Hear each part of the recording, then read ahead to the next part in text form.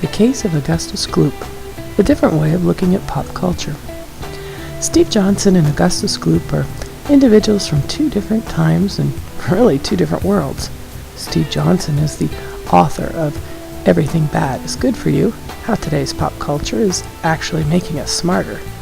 And Augustus Gloop, he's the greedy little fictional boy from Roald Dahl's book Charlie and the Chocolate Factory. And after reading Johnson's book, my mind persisted on returning to thinking about good old Augustus Gloop.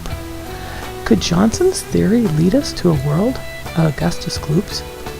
Johnson's book heads us down a pathway that I think many of the younger generation might like to head, as Johnson explains the virtues of video games, television, the internet, and film. However, I would prefer not to see the likes of our younger generation compared to our fictional character from Dahl's book, from which it is said, "Augustus Gloop, you great big greedy nincompoop, how long could we allow this beast to gorge and guzzle, feast and feed on everything he wanted to? Great Scott, it simply won't do. However long this pig might live, we're positive he'll never give even the smallest bit of fun or happiness to anyone."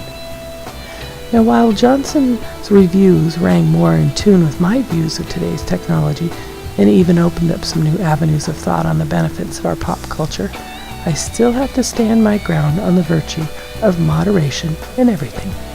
In the book, Johnson talks about video games, television, the internet, and film, and how our minds are being challenged to greater levels of thinking.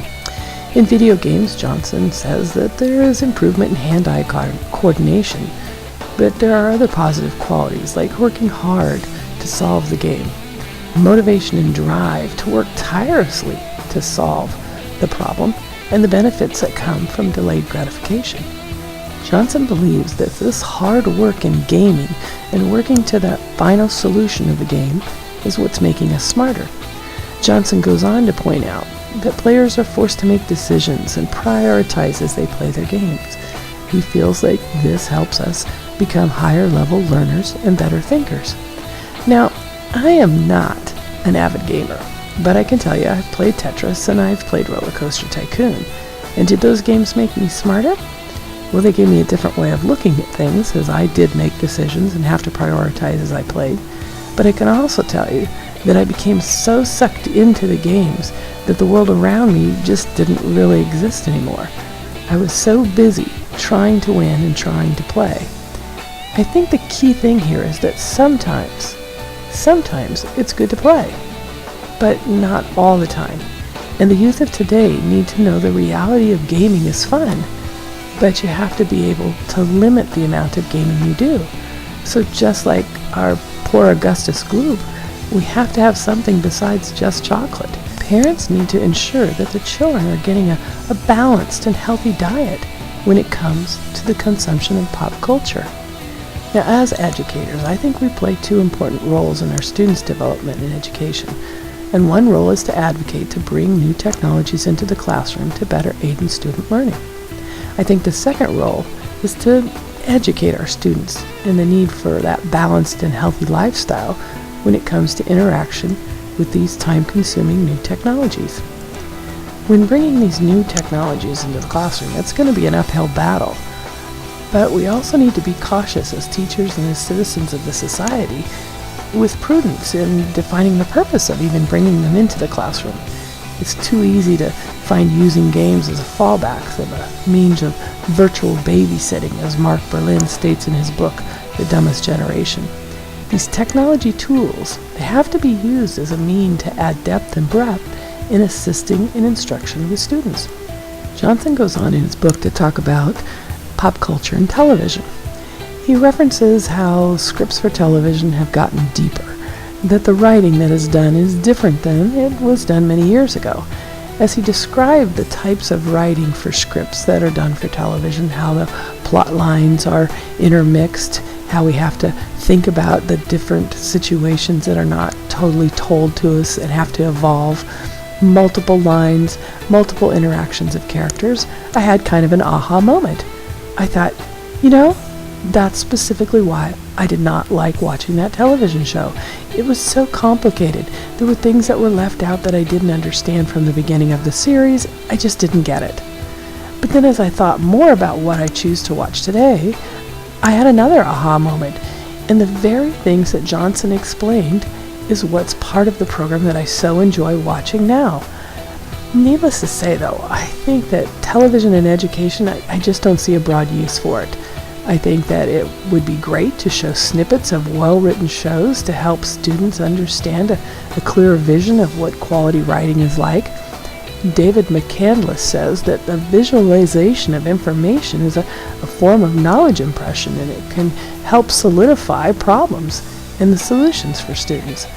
And I think showing them good quality shows and how they are well written would help our students with their writing. My concern, however, with children is that discernment that needs to be in the forefront of our minds when viewing television. Children who are left to attend to themselves 24/7, broadcasting, numerous channels to choose from, without supervision and support, are falling to that virtual babysitting that Brunel refers to. When it comes to reality shows, I feel many reality shows have dulled our senses of value and our heart of compassion for human beings. We enjoy the spectacle caused by dramas such as Survivor and Bachelorette. And these types of shows have gained in popularity, and they seem to be here to stay. And they're going to continue to plunge us deeper into the pit of society to draw onto viewership. I wonder, what does that say about our society? And so again, I'm going to refer to Augustus Gloop as he leaves the chocolate factory, all coated in chocolate, from falling into the chocolate pond. His mother is heard saying to him, "Augustus, do not eat your fingers." To which Augustus replies, "But I taste so good." To me, these reality shows, they're like eating our own, finding entertainment in the misfortune of others, and it lowers the value of our society. Johnson's final stance on pop culture is the internet and how it's good for our society. The fact that the internet has the virtue of being able to allow us to participate, force us to learn new interfaces, and create new challenges for us in social interaction are the benefits of the internet. But just like last week, when we looked at Nicholas Carr and The Shallows, what the internet is doing to our brains, if the internet is not properly managed, we run the risk of being consumed by this new technology. Therefore, I'm again of the belief, just like with video games, we cannot raise a generation of Augustus Gloops. There needs to be a push to educate our young people on the fundamental literacies, time management, mental discipline, decision-making skills, discernment and personal filtering skills, as well as participating in awareness of personal online safety when it comes to the internet. With these skills, we as educators will be raising up a generation of netizens, as Howard Rheingold endorsed. And these netizens will avoid the forecast of doom that Nicholas Carr alluded to in his book, The Shallows, where consumers are mindlessly being consumed by the internet and losing their identity and their ability to think.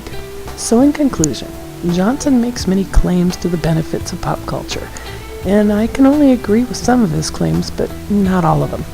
I feel there should be moderation in everything we do. As Johnson states, there are many activities that clamor for the same amount of 24 hours in our day. Therefore, I contend that there needs to be a balance struck in activities that we choose to fill those 24 hours. I support Johnson in his reflection of what Dr. Spock said. Parents should foster their children's love of reading in the printed word from the start. Then Johnson goes on to add, but we shouldn't underestimate the virtues of other media as well. In agreeing with Johnson, however, though, I must look back again, one last time, at Augustus Gloop, who was sucked out of the chocolate pond, removed from the prize tour of Wonka's chocolate factory because of his greediness. Yet he is only one of the first guests to befall to that greediness. In the end, Mr. Wonka turns to the remaining guests and asks, "How many children are left?" Grandpa Joe replies, "Mr. Wonka, Charlie is the only one left now." And Wonka is astounded by this. "You mean you're the only one?" To which Charlie replies, "Yes." Wonka then asks, "What happened to the others?" As our society becomes greedy for technology and its entertainment and the pleasures of pop culture, we cannot look back later on down the road and ask, how did we get here? Where is everyone else? We can't waste away our lives being sucked into the medium thinking that it is not bad for us. As Johnson contends, and I agree, when it comes to our media diet, common sense must rule. Moderation in everything.